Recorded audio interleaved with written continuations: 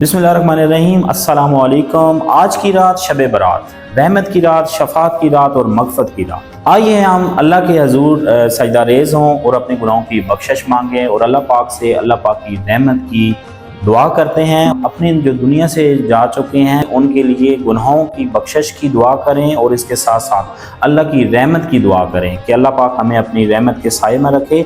और इसके साथ साथ हम अपने आप को अपने अंदर एक पॉजिटिविटी लाएं, एक अच्छा इखलाक लेके आएँ और एक अच्छा किरदार लेके आएँ, ताकि हम इस माशरे को अच्छे मायनों में लेके जा सकें और अल्लाह पाक के हुकाम के मुताबिक और हदीस मुबारक के मुताबिक हम अपनी ज़िंदगी को गुजार सकें।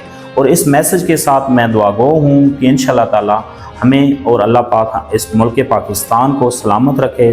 अस्सलाम वालेकुम।